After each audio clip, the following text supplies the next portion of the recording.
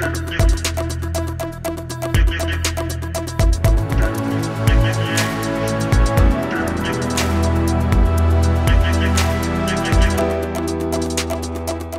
علیکم گیئرز، میں ہوں مہک، اور سب سے پہلے مریم نواز صاحبہ کو اپنے پلیٹ فارم ٹروتھ انٹرنیشنل سے میں ان کو مبارکباد پیش کرتی ہوں وزیر اعلیٰ بننے پر۔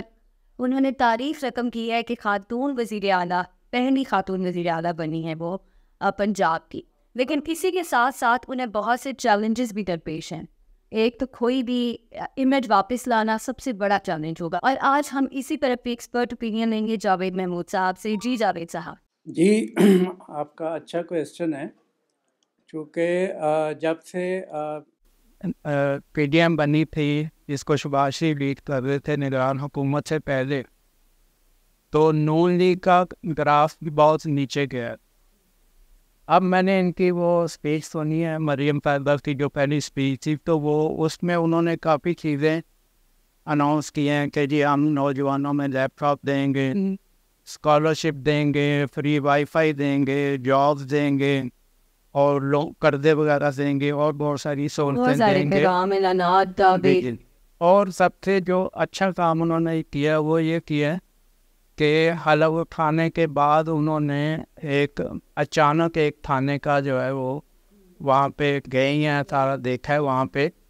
اور اس میں بھی حیرانی کی بات یہ ہے کہ پولیس والے کہیں اور تھانے میں کسی میں انتظار کر رہے تھے، انہوں نے اپنی مرضی سے بغیر ایسا چنا کہ وہ اچانک جائیں اور پہلے سے کوئی تیاری نہ ہو۔ میسج یہ دیا کہ وہ کسی بھی ٹائم گورننس کے حوالے سے، پولیس کے معاملات کے حوالے سے اور دوسرے حوالے سے وہ کسی بھی ٹائم کہیں بھی اچانک پہنچیں گی اور اس میں لوگوں کو ریلیف دیں گی۔ اور اس کے علاوہ انہوں نے چونکہ اب رمضان چند دن رہے، تو اس میں انہوں نے یہ کہا کہ جی ہم 75 لاکھ لوگوں کو رمضان ریلیف کا جو سامان ہے وہ کوشش کریں گے کہ ان کو گھر پہ پہنچائیں، بجائے کہ وہ لائنوں میں لگیں یا اس طرح سے کریں۔ تو یہ چند چیزیں انہوں نے بہت اچھی اناؤنس کی ہیں۔ پھر دوسری بھی ہیں کہ ہم پتہ نہیں 1 لاکھ گھر بنانے کا شاید اعلان کیا۔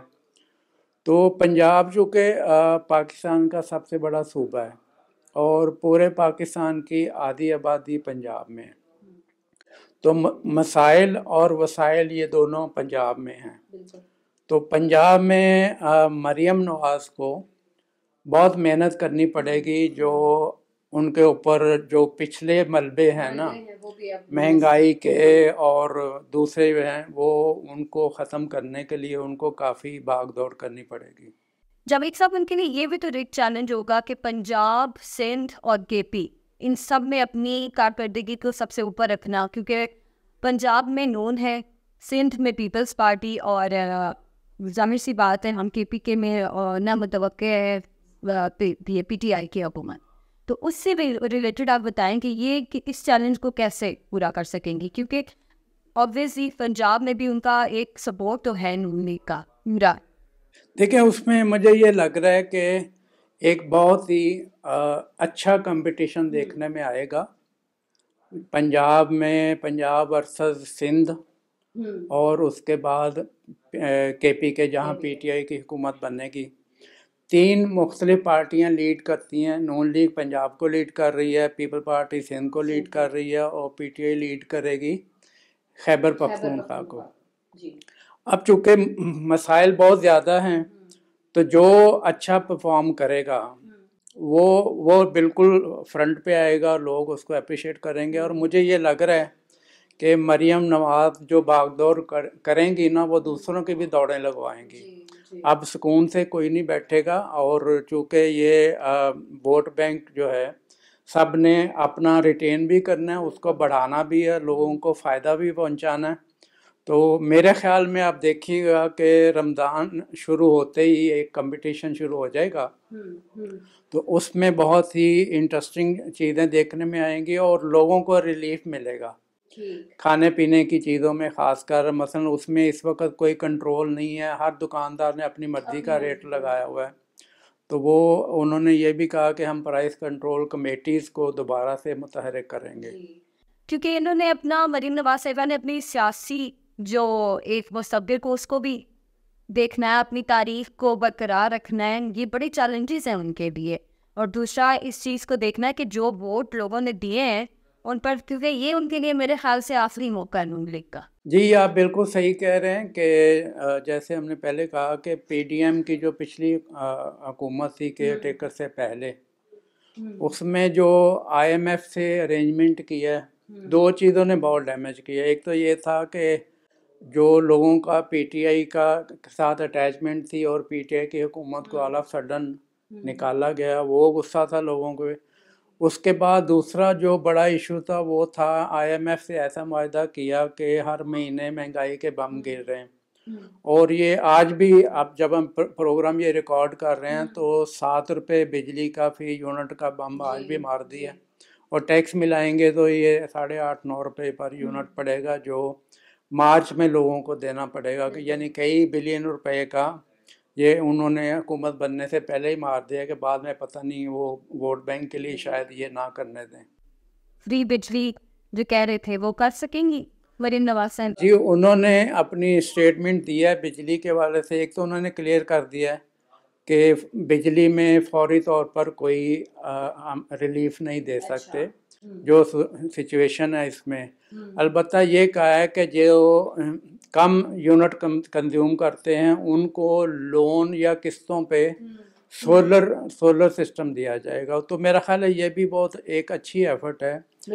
لوگوں کو قسطوں پہ دیں یا جو بیت المال ہے یا دوسرا وہ والا بے نظیر انکم سپورٹ پروگرام ہے اس کے فنڈ اگر یوز کر کے آپ جو لوگ نہیں دے سکتے بجلی کا بل, وہ 100 یونٹ 200 بھی اگر کر رہے ہیں تو وہاں پہ یہ لگا دیں تو یہ بہت بڑا ریلیف ہوگا. اس وقت پورے پاکستان میں لوگوں کے لیے جو مسئلے بنے ہوئے ہیں وہ بجلی اور گیس کے بل کے مسئلے بنے ہوئے ہیں. تو یہ ان کو جو بھی انہوں نے وعدہ کیا ہے کہ جی ہم سولر ٹیکنالوجی دیں گے, قسطوں پہ دیں گے, جیسے بھی دیں گے, وہ ان کو دینا بھی چاہیے اور اس کو ایکسپینڈ کرنا چاہیے تاکہ کہیں سے تو لوگوں کو ریلیف مل سکے.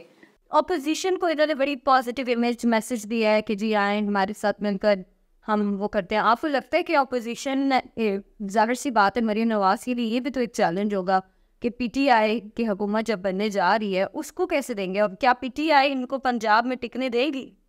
دیکھیں یہ بہت ہی جو ہے مشکل ہے یہ سوال, چونکہ یہ آگ اور پانی اکٹھے نہیں ہو سکتے. پی ٹی آئی اور نون لیگ یا جو اس کو پی ڈی ایم کہہ لیں, یہ آگ اور پانی والی جو ہے نا یہ صورتحال ہے. اب کوشش تو کرے گی حکومت جو نون لیگ کی پنجاب میں اور وفاق میں کہ وہ کسی طریقے سے پی ٹی آئی کو بھی ساتھ لے کے چلنے کی کوشش کریں, لیکن ایسا ہوگا نہیں. جیسا کہ پہلا سیشن تھا اور وزیر اعلیٰ پنجاب کا الیکشن تھا تو اس میں پی ٹی آئی کے جو تھے سنی اتحاد کونسل کے ذریعے سے تھے, انہوں نے اس کا بائیکاٹ کیا. ایک دفعہ وہ اسپیکر کی جو انہوں نے باڈی بنائی تھی ان کے کہنے پہ آئے لیکن پھر باہر چلے گئے. تو ابھی تک مجھے لگ رہا ہے کہ یہ مہادرائی چلتی رہے گی, اور اس میں جو ہے وہ دونوں کو اگر ہم کہیں کہ یہ آپس میں یہ دوستیاں کر لیں گے تو یہ ممکن نہیں ہے.